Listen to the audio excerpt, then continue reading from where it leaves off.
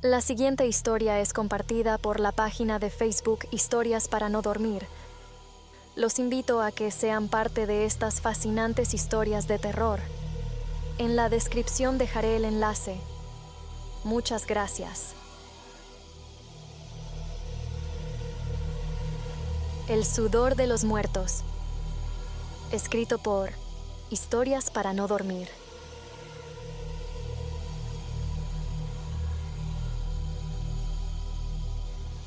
Era un día gris y frío cuando la familia de los Ramírez se reunió en el pequeño cementerio del pueblo. Los primos estaban allí, rodeando el féretro de su padre, don Ernesto. El hombre había sido una figura fuerte y respetada, pero su partida dejó un vacío profundo en todos. El ataúd estaba listo para ser bajado a la tumba, pero antes de cerrar definitivamente la tapa, los primos decidieron darle un último adiós. Abrieron la pequeña ventanita que permitía ver su rostro. Parecía dormido, en paz, pero algo no estaba bien. De repente, alguien notó que la frente de don Ernesto brillaba bajo la luz tenue del día nublado. ¿Está sudando?, preguntó Carlos, el más joven de los primos, con la voz temblorosa. Al principio, todos pensaron que era una ilusión, un truco de la luz. Pero al acercarse, vieron que pequeñas gotas de sudor se deslizaban lentamente por la piel fría del difunto. El silencio se apoderó del lugar y el aire se volvió denso, pesado. «Eso no es posible», murmuró Teresa, la hija mayor, sintiendo un escalofrío recorrer por su espalda. Los murmullos comenzaron entre los familiares. Nadie quería decirlo en voz alta, pero todos recordaban la vieja leyenda que sus abuelos les contaban cuando eran niños. Se decía que si un muerto sudaba en su ataúd, era porque aún tenía un vínculo con el mundo de los vivos, y aquel que se atreviera a limpiarle el sudor sería el siguiente en morir. «No puede ser verdad», dijo Luis, el primo mayor, tratando de sonar valiente, pero su voz traicionaba su miedo. Sin embargo, el sudor seguía acumulándose en la frente de don Ernesto, como si su cuerpo resistiera el paso final. El terror comenzó a crecer entre ellos. Nadie se atrevía a acercarse más. «Alguien tiene que hacerlo. No podemos dejarlo así», dijo finalmente Teresa, armándose de valor. Ella tomó un pañuelo de su bolsillo y con manos temblorosas lo acercó a la frente de su padre. Cada paso hacia el ataúd parecía un desafío contra la propia muerte. Los demás primos observaban en silencio, sin atreverse a moverse. Justo antes de que el pañuelo tocara la piel fría de don Ernesto, el cuerpo del difunto pareció estremecerse ligeramente, como si estuviera a punto de despertar. Teresa se detuvo en seco, el terror inundando su rostro. «No lo hagas», gritó Carlos, retrocediendo. Pero Teresa no podía dejar a su padre en ese estado. Con un último suspiro, limpió el sudor de su frente. En ese momento, el aire alrededor del cementerio pareció volverse más frío, y un silencio sepulcral cayó sobre todos. Durante unos segundos, nada sucedió. Teresa se alejó lentamente, guardando el pañuelo en su bolsillo con manos temblorosas. Los demás primos suspiraron, aliviados. Quizás solo era una vieja leyenda después de todo. Pero esa noche, mientras dormía en su casa, Teresa tuvo un sueño extraño. Soñó que caminaba por el mismo cementerio, pero esta vez estaba sola.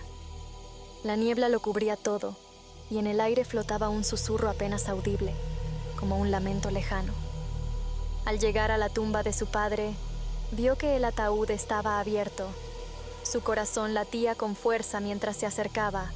Dentro, el cuerpo de don Ernesto ya no estaba en paz.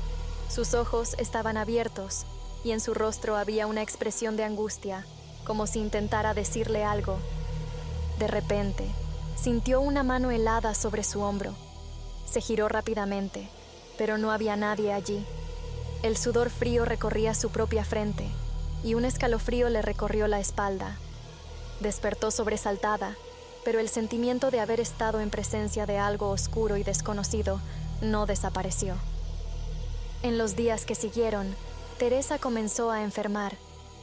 Una fiebre alta la consumía y a menudo despertaba por las noches empapada en sudor, convencida de que su padre la observaba desde algún rincón oscuro de la habitación. Su salud se deterioró rápidamente y a pesar de los esfuerzos de los médicos, no pudieron encontrar la causa de su enfermedad.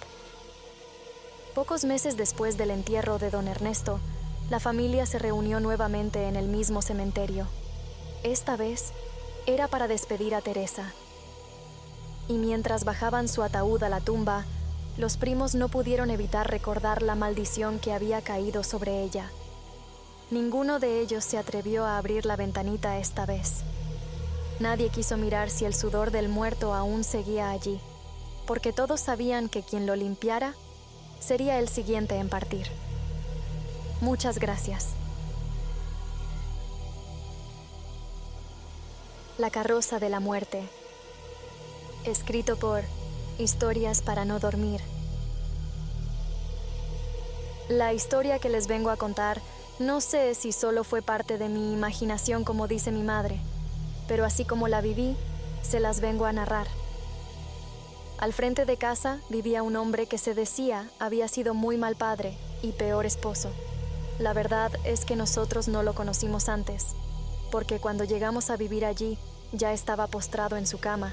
Dicen que más de un año pasó así. Aunque su hija y esposa lo cuidaban con esmero, él siempre las insultaba y a pesar de su condición intentaba golpearlas. Se cree que en sus tiempos de juventud fue un revolucionario y tiene varios muertos a sus espaldas.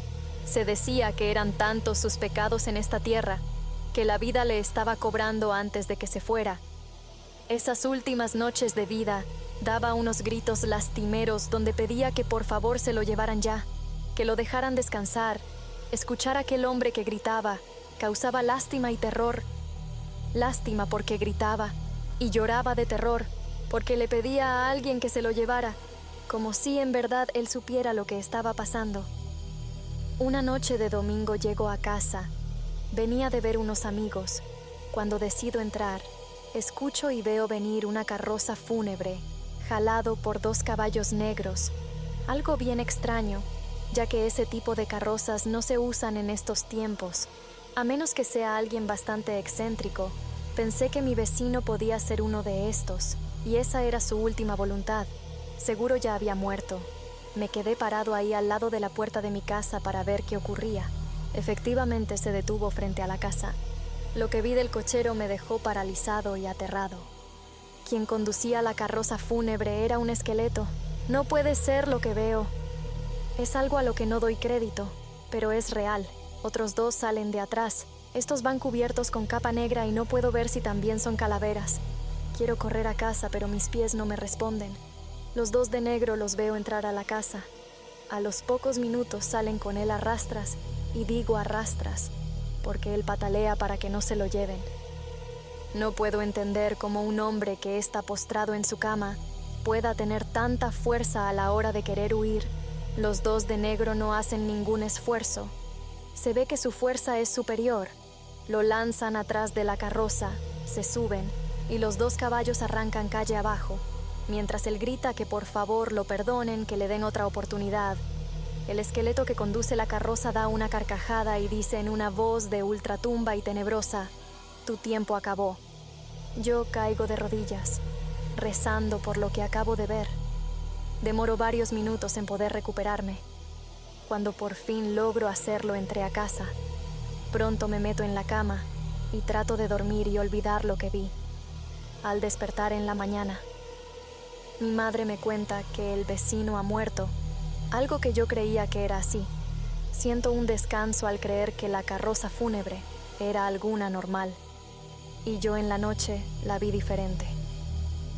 Pero mi madre sigue contando, y me hace salir de mi tranquilidad. Aún no llegan de la funeraria a recoger el cuerpo. Creo que lo harán a eso del mediodía. Es más simple de lo que yo vi. Un auto fúnebre negro se va con el cuerpo. Al indagar un poco, me doy cuenta que el hombre murió más o menos a la hora que yo entraba a casa. Lo que vi llevarse allí al parecer no fue su cuerpo, fue su alma.